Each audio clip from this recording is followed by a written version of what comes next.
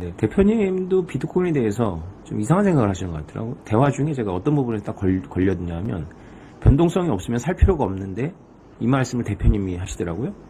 그 패널 그 미래학자 그분이 하신 게 아니고, 아, 이분이 비트코인을 다 투기적 자산으로 보시는구나, 머릿속에 각인이 되셨구나 생각이 들었어요. 아무튼 대표님한테 그 변동성이 없으면 이걸 살 필요가 없으니까 더 떨어질 것이다라는 은연중에 이제 본인의 이제 생각이 드러나더라고요. 그래서 저는 그 미래학자 그분의 논리보다 그 대표님의 그 한마디가 더 사실 좀 더 충격적이었어요. 아, 아직도 계몽이 더 많이 필요하구나. 채널은 내가 가끔 보고 가끔 보라고 전해주기도 하고, 그래서 제가 진행도 깔끔하시고 영특하시고, 그래서 종종 보고 배우는 것도 많은데 존경할 만한 채널에서 그렇게 나와서 제가 언급을 안 할 수가 없습니다. 제가 사실은 이게 뭐 EBS 12강이 아니라 24강이면 당연히 넣어야 될 내용 중에 하나가 서플라이 체인이에요. 2014년도에 저를 막 이렇게 공개적인 자리는 아니었지만 비공식적으로 혼내고 이러신 분이 2017년도에 저한테 전화가 왔어요. 설명을 좀 해달라는 거예요. 제가 그분이 어디서 막혔는지를 알거든요. 그래서 제가 그냥 비트코인 얘기를 하지 않고 글로벌 서플라이 체인을 얘기했어요. 쭉 얘기를 했더니 이분이 이해하지를 못하시더라고요. 저는 어떤 생각을 하고 있냐면요, 한국 지식사회가 구멍이 몇 개가 있는데 그 중에 하나가 글로벌 서플라이 체인입니다. 글로벌 서플라이 체인에 대한 아무런 이거는 인지적인 인식도 없고요, DNA도 없어요, 머릿속에. 그래서 좀 심각합니다 이게. 그 제가 영상을 쭉 봤더니 오전에 이게 뭐 보여주더라고요. 별로 혈압 오르지 않았어요. 왜냐하면 알거든요. 근데 학자의 주장을 영상만 보고 비판하는 건 부담이 있어요. 왜냐하면 그분이 쓴 책을 제가 보지 않았기 때문에. 그럼에도 불구하고 그분도 제 책을 보지 않았을 테니까 그냥 영상에 나온 대로만 얘기를 하자면, 이제 몇 가지는 이제 그냥 그 영상에서 이제 강조하느라고 그랬을 거예요. 그러니까 이게 폭락만 얘기를 하시는데 80% 폭락, 이게 얼핏 들으면 계속 80% 3년마다 폭락한 것만 얘기하시는데 그건 아니시겠죠, 그죠? 예. 80% 폭락한 건 사실이지만 80% 폭락하기 전에 10배 가까이 오르고 나서 폭락했습니다. 그래서 폭락 이후의 저점과 폭락 전의 평단가 사이에는 10배 정도의 차이가 나죠. 그거를 지적 안 하면 비트코인이 뭐 다른 알트처럼 올랐다가 80% 떨어지고, 제가 리플하고 얘기 안 했어요. 이렇게 가는 것도 아니고 말이죠. 그리고 그분의 영상만 보면 이렇게 80%, 이렇게 80%, 그죠? 이렇게 간다라고 것 같아요. 근데 그건 아닐 거예요. 그건 영상이라는 제한된 범위에 있고요. 비트코인의 80% 폭락은 20배, 30배 오른 다음에 80% 폭락해서, 폭락한 다음에 저점이 폭등 전에 3년 주기, 4년 주기로 봤을 때 폭등 전에 평단가보다 최소 5배, 최대 10배 올라있는 상태죠. 그건 말씀 안 하시더라고요. 근데 그런 거는 제가 보기에는 이제 본질이 아닌 거고, 이분이 CBDC가 나오고 전자화폐가 나오면 그 암호화폐 대몰락이 시작된다라고 하는 그 논리는 글로벌 서플라이 체인에 대한 이해가 없다. 그분이 그 다른 분들처럼 그 국제 통화 시스템에 대해서 전혀 무지한 분은 아니에요. 왜냐하면 CBDC 언급하시면서 국경을 넘는 이런 구체적으로 저처럼 지적하진 않았지만 금융 시스템, 지금의 포스트 1945 시스템을 통째로 이제 바꿔야 된다라는 그런 그 생각이 있어서 미국이 덮었다, 이 정도 얘기하시는 거 보니까 전혀 모르시는 분은 아니에요. 근데 이제 그분이 한 가지 팩트 체크를 하셔야 되는 건 뭐냐면, 중국이 지금 과연 그 CBDC를 잘하고 있느냐는 모르는 일입니다. 그거는 언론만 봐서 모르는 거고요. 제가 듣고 있는 건 전혀 다릅니다. 실제로 중국 정부가 금지를 했지만 중국인들이 비트코인을 거래하지 않느냐, 이거 알아보셔야 돼요. 그리고 중국이 정말로, 그리고 외부에 알려진 것처럼 이 위안화를 그렇게 막 해서 중국이 꿈꾸는 것처럼 모든 인민이 쓰고 있는 돈의 흐름을 다 파악할 수 있는 그런 시스템을 가고 있느냐, 그것을 들여다봐야 됩니다. 네. 다른 방향에서는 제가 알고 있는 블록체인의 지식에 의하면 전혀 엉뚱한 부작용이 만들어질 거예요. 그건 당연히 중국 정부 입장에서. 그러나 블록체인 생태계에서는 매우 이로운 일이 벌어질 겁니다. 좀 시간이 걸릴 수도 있어요. 그런 거에 대한 팩트 체크가 이분이 안 돼 있는 데다가, 가장 중요한 거는 이제 글로벌 서플라이 체인에 대한 인식이 없거나 거의 없다. 제가 만나봤던 대한민국산 메이드 인 코리아 지식인 스럽다. 여러분들한테 이제 할 때는 이제 그분도 본다라는 전제에서 해야 되기 때문에, 이제, 애매하게 얘기할 수밖에 없겠죠. 진짜, 참. 저는 후추를 좋아합니다, 후추를. 예, 여러분 후추 좋아하세요? 제가 후추를 좋아하는 이유는 순전히, 맛 때문이 아니고요. 순전히 그냥, 흐뭇해서 좋아합니다. 저는 라면에도 후추를 쳐먹어요. 예, 라면에 후추 쳐먹으면 괜찮습니다. 저처럼 아마 좋아하시는 분도 있을 거예요. 좀 속은 좀 나중에 부담스럽습니다. 네. 근데 저는 웬만한 국물 요리에는 전부 후추를 쳐먹습니다. 왜 그러냐면 제가 공부한 바에 의하면 한때 후추는 같은 무게의 금보다 더 비쌌어요. 그렇게 비싸서 공작 부인과 백작 부인들도 잘 못 쳐먹던 거를 지금 제가 이렇게 쳐먹을 수 있으니까 얼마나 좋습니까, 그죠? 후추를 쳐먹어요, 진짜로 말 그대로. 예, 아주 즐겁습니다. 쳐먹을 때마다 그 생각을 하는 거죠. 나는 공작 부인과 백작 부인보다 더 부유해, 이러면서 자기 만족을 하는 거죠. 후추가 왜 이렇게 비싼가요? 이 질문은 십자군 전쟁이 왜 일어났냐라는 질문하고 똑같은 질문입니다. 십자군 전쟁이 우르반 엿새가 신앙심을 호소해가지고 11세기에 12세기에 걸쳐서 일어났던 레판토 지역, 이스라엘에 있는 지역을 레판토 지역이라고 하죠.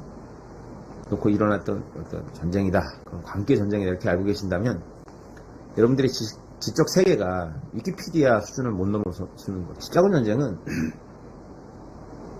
제가 언젠가 강조했던 동서교역로, 실크로드만이 아니라 실크로드 위에 있는, 우리가 지도를 이렇게 왜곡된 지도를 보기 때문에 러시아의 동서 길이가 아프리카의 동서 길이보다 짧다라는 것을 전혀 모르는 경우가 많죠.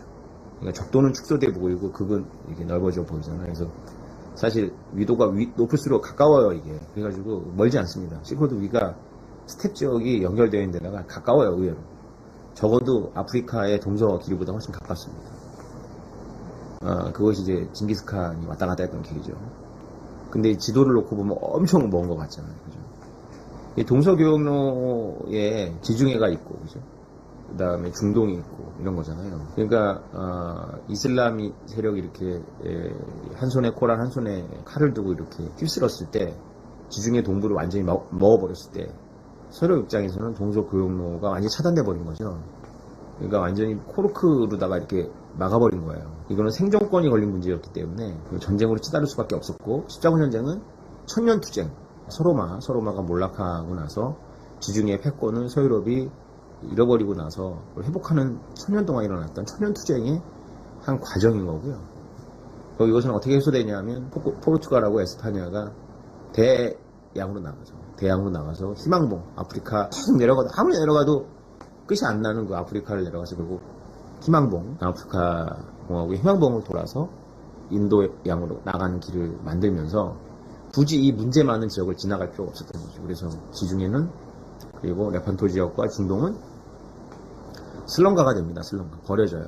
그러다가 이제 다시 검은 액체 금이 발견되죠. 바로 석유 시대가 오면서 이제 다시 거기가 서플라이 체인의 핵심이 되는 건데요.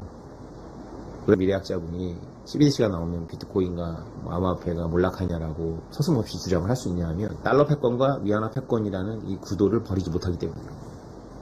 달러 패권과 위안화 패권이라는 이 패권은 여러분들 머릿속에 들어있는 이제 구도인데, 이것은 결과를 원인으로 착각한 대표적인 오류입니다. 제가 강조드리지만 포스트 1945 시스템은 화폐 시스템에서도 매우 독특한 시스템이고요. 이전에 대항해 있을 때 영국이 그런 지위를 누리지 못했어요. 다시 말해서 그 당시에도 경합하는 화폐들이 있었고, 경합하는 화폐들 중에 파운드가 괜찮았을 뿐이고, 파운드가 괜찮았던 이유는 가장 금을 잘 태환해 줬기 때문에 그렇습니다. 금과 은이라고 하는 민중의 돈이 있었어요. 세계 민중의 돈. 다시 말해서 이게 왜 서플라이 체인하고 연결되는 거냐면요, 자세하게 말씀드리려면 한도 끝도 없지만, 서플라이 체인이라는 건 말 그대로 사슬이거든요. 사슬 하나가 연결되어 있는 건데, 그 사슬 하나하나 연결점이 직렬회로란 말이에요. 직렬회로. 이 직렬회로의 한두 개가 끊어지면 작살나는 게 서플라이 체인인데, 이 직렬회로의 모든 마디마디가 전부 나한테 호의적인 집단이 아니란 말이에요. 나하고 호의적인 관계가 아닌 집단들과 협력이 이루어지는 게 바로 서플라이 체인인데, 호의적이지 않은 집단도 받아주는 것이 화폐란 말이죠. 호의적이지 않은 뿐만 아니라 적대적인 거죠. 그럼 그 적대적인 상대가 받아주는 그 화폐가 바로 뭐냐? 그것이 세계화폐예요. 그것이 세계화폐. 근데 포스트 1945 시스템에서는 달러는 좀 독특하죠. 그죠? 달러는 마치 제국의 자기 판도 내에서 위화를 발행하고 똑같습니다. 위화. 가짜 돈이죠, 가짜 돈. 금이 아닌 가짜 돈. 강제시키는 거죠. 거의 그걸 비슷해요. 근데 포스트 1945 시스템이 전 세계가 전부 미국의 패권에 들어가진 않았단 말이죠. 그죠? 냉전이 거의 대부분이었고, 냉전 이후에 잠깐 있었는데 그것도 오래가지 못했잖아요. 지금 끝나가고 있고. 이게 되게 독특한데, 위안화가 과연 이것을 대체할 것이냐. 뭐 이런 구도를 가지고 보고 있는 거예요. 중국의 바다를 보세요. 무슨 말이냐면, 달러가 그 역할을 했던 건 당연히 제가 여러 번 강조하지만, 유라시아 대륙의 주요 해상로를 미국의 항공모함이 순찰을 돌았기 때문에 그렇습니다. 그러면서 항행의 자유를 지켜줬기 때문에 통행세 없이 다닐 수가 있었어요. 이것은 마치 인류의 역사를 제국의 역사로 볼 수도 있거든요. 전쟁의 역사라고 볼 수도 있는데, 미국이 실제로 육지에 들어가서 점령한 건 아니지만 전 세계를 아우르는 제국이 된 거랑 거의 똑같은 거죠. 원래 제국이 통합이 좋은 건 뭐냐면, 민족국가도 통합이었거든요. 민족국가 전에 지방정부였잖아요. 그죠? 중세를 생각해보면 알 거 아닙니까? 일본의 경우도 그렇고. 그럼 라인강이라는 수로를 사용할 때마다 라인강에 있는 폭력 집단들, 다시 말해서 봉건 영주들이 모두 이렇게 라인강에 배가 지나다니지 못하게 이렇게 쇠문을 걸어놔요. 그래가지고 통행세를 내면 열어주고. 그게 이제 한 나라가 되면서 없어지는 거잖아요. 그것이 민족 단위를 넘어서면 제국이 되는 건데, 미국은 유라시아 대륙을 전부 지배하지 않으면서도 바닷길이라는 그런 통행세를 내지 않는 길을 만든 거죠. 이게 그냥 만들어진 것이 아니라 미 해군이라는 막강한 독보적인 그런 무력 때문에 가능했는데, 이것은 2차 세계대전 때 일본을 비롯해서 영국과 프랑스의 해군이 전멸하다 싶었기 때문에 그런 거거든요. 이게 매우 독특한 시스템인데, 피터 자이언이 말하잖아요. 중국? 그러면서 피터 자이언의 오디오북을 들으면 거기서 웃습니다. 최대의 웃음이 있는지 모르겠는데, 원어에. 읽는 사람이 거기서 웃어요. 중국? 하고 웃어요. 왜 그러냐면, 피터 자이언이 물어봐요. 중국이 호르무즈 해협부터 극동아시아까지 항행의 자유를 지켜줄 그런 원양 해군을 갖고 있냐라는 거예요. 그런 원양 해군을 가질 수 있는 능력이 있느냐라는 거죠. 중국은 대항으로 나갈 수조차 없습니다. 지도를 여러분들이 펼쳐놓고 보시면, 남쪽으로는 인도네시아하고 오스트리아한테 막혀있고요. 동쪽으로는 일본한테 막혀있죠. 일본이 오히려 원양 바다로 나갈 수 있는, 미국이 두려워하는 그런 원양 해군을 갖고 있는 거거든요. 그러니까 위안화는 달러를 대체하지 못하는 그런 문제가 아니고, 이거는 결과를, 그러니까 서플라이 체인이라는 제국의 역사를 보면, 이게 인류의 역사는 결국은 전쟁의 역사고, 전쟁의 역사는 결국 통상로를 확보하느냐의 역사예요. 아주 단순하게 말하면. 그러면 서플라이 체인을 확보하는 그런 제국의 관점에서 봤을 때, 달러 패권이라는 것은 하나의 결과인 거지, 그것이 원인은 아닌데, 그것이 굉장히 많이 오도하죠. 이것이 이제 그 문제고요. 진짜 큰 문제는 뭐냐면, 저한테 전화를 받으신 분이, 제가 아무리 1시간 동안 설명해도 이해를 못 하신 부분이 뭐냐면, 도대체 블록체인이 뭘 하는지를 모르는 거죠, 블록체인이. 이 서플라이 체인을, 블록체인이 전부, 서플라이 체인에 엄청나게 다양한 이해관계자들이 있잖아요. 이 서플라이 체인을 전부 블록체인이 화폐 시스템으로 포섭하는 거거든요. 이것은 비트코인이 아니라 블록체인이라고 말씀드립니다. 물론 비트코인 중요한 역할을 하죠. 근데 블록체인이라는 그 시스템이 이것을 하나의 생태계로 이렇게 디지털화해 나가는데, 그것이 CBDC가 나온다 그래가지고 없어지나요? 도대체 블록체인에 대해서 무엇을 아는지 제가 궁금해지더라고요. 물론 이게 이렇게 짧은 시간 안에 제가 다 설명을 못 드립니다. 그리고 그분이 또 팩트체크가 안 되는 게, CBDC 중앙은행들마다 만드는 CBDC 보고서, IMF CBDC 보고서도 있었고, 호주도 CBDC 보고서를 냈고, ECB도 냈을 거예요. ECB가 냈나? 하여튼 연준이 냈고, 그 다음에 중국 냈죠. 블록체인 사용 안 해요. 근데 착각을 하고 계시더라고. 근데 그거는 뭐 사소한 착각이니까. 디지털 머니지 블록체인은 상관없습니다. 근데 이제 암호 기술을 사용하느냐 안 하느냐가 매우 중요한데, 암호 기술을 사용하지 않을 수가 없겠죠. 그럼 암호 기술을 사용하면 이 블록체인, 서플라이 체인을 포섭하는 블록체인 시스템에 잡혀 먹힙니다. 잡혀 먹힌다는 표현이 정말 적절한 표현인데요. 그냥 잠가버려요. 그 달러를. 잠가버리고, 그 달러를 잠가서 그거를 쪼개가지고 토큰화 시켜버리기 때문에, 아니 주식도 그렇게 잠가서 잘라버리고, 그림도 잠가서 잘라버리고, 음악도 잠가서 잘라버리고, 이게 NFT 아닙니까? 그리고 오태민은 뭐 하려고 그래요? 지금 셀럽의 유전자를 잠가서 잘라버리겠다는 거 아니에요, 그죠? 이런 짓도 하는데 그럼 그 디지털 머니를 잘라서 저기 장가서 안 잘라버리겠어요? 그래가지고 유통을 시켜버리는데 아무리 국가에서 인증받은 지갑 간의 거래가 가능하도록 하더라도 안 보인다니까요. 결론부터 말씀드리면 삼성전자 같이 이렇게 큰 기업 있잖아요. 그 기업의 실태를 파악할 수 있는 사람 아무도 없습니다. CEO? 회장? 오너? 아니에요. 오히려 CEO하고 회장이 되면 모르는 게 더 많아져요. 내부에서 무슨 일이 벌어지는지. 각 부분은 각 부분이 더 잘 알겠죠. 서플라이 체인이라는 게 그런 겁니다. 우리가 총괄적으로는 결국은 아웃풋이 나오니까 시장이 그것을 하는데 시장이 일하는 것 자체가 서플라이 체인이라는 관점에 들어가면 완전 블랙박스예요. 블랙박스.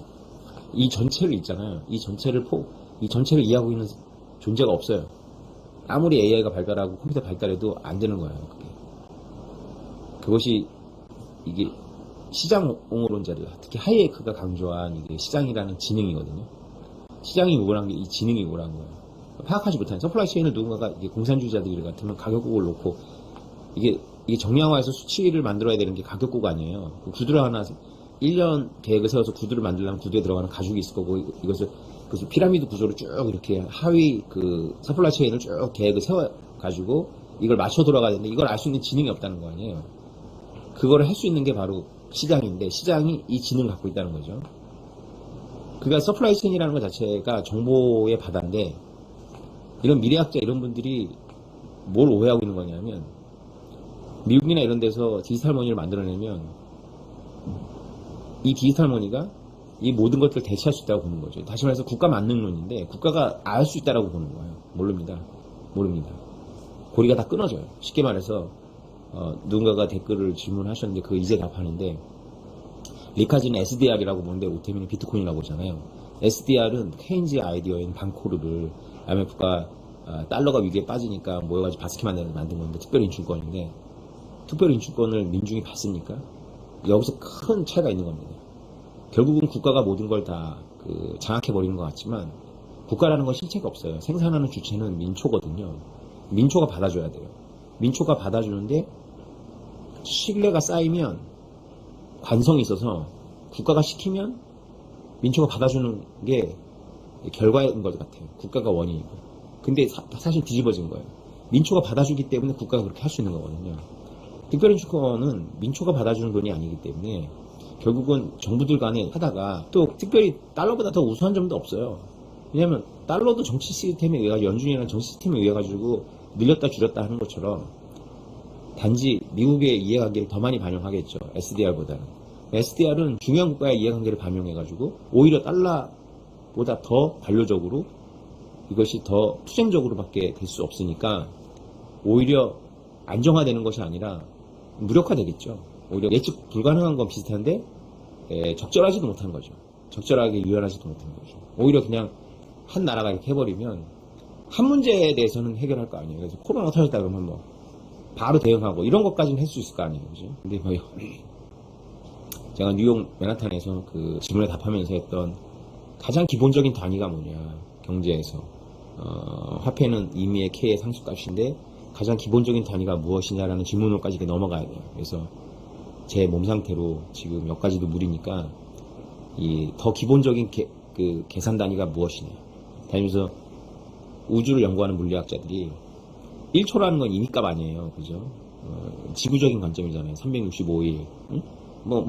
지구가 한 바퀴 태양을 도는 거니까 완전히 임의적인 건 아니죠. 근데 그거를 365라는 것도 완전히 임의적인 건 아니에요. 자전과 공전의 관계니까. 근데 그거를 하루를 24로 나누는 거, 24진법으로 나누는 거예요. 12진법으로 나누고, 그걸 또 60으로 나누고, 그거를 또 60초로 나누고, 이런 건 전부 임의적이잖아요. 그래서 물리학자들이 우주적인 값은 뭐냐, 그래서 뭐 우주적인 시간은 뭐냐, 그래서 뭐 계산하는 게 뭐냐면 빛이 원자를 투과하는데 걸리는 시간, 뭐 이거를 이제 가장 기초적인 시간 단위로 잡자, 뭐 이렇게 해가지고 시간을 계산을 다시 하는 거죠. 왜냐하면 우리 인간적인 중심적 사고를 벗어나는 거죠. 그러니까 우리가 비슷한 물리학자들이 이런 고민처럼 어떤 절대적인 그런 잣대를 만들어 보고 싶은 거예요. 뭔가 임의적이지 않고 인위적이지 않고 그래도 자연적인 거 이런 걸 만들어 보고 싶은 거예요. 이게 있습니다. 인간에게. 인간 사회에 그게 있어요. 그게 무엇인지는 다음에 여러분들한테 말씀드리도록 하고 그런 질문으로 돌아갈 수밖에 없는 거죠.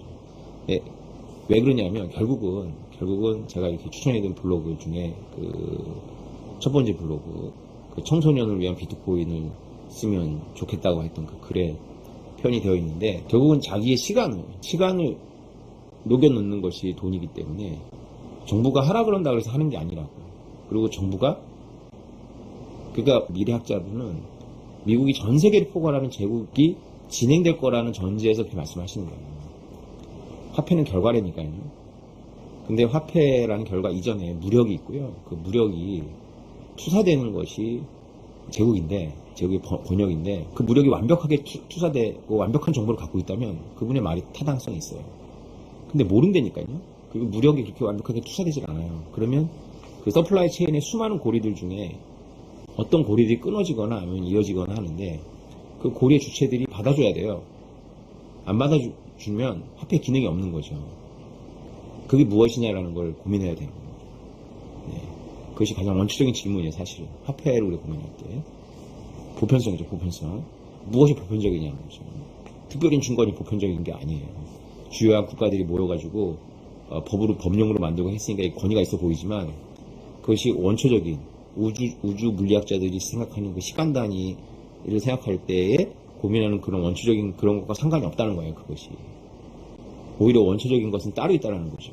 그것은 아주 미시적인 개인에게 우리가 그 현미경을 들고 들여다볼 수밖에 없어요. 그 개인의 행태를 들여다볼 수밖에 없는 거죠. 그 고민을 언제 하냐.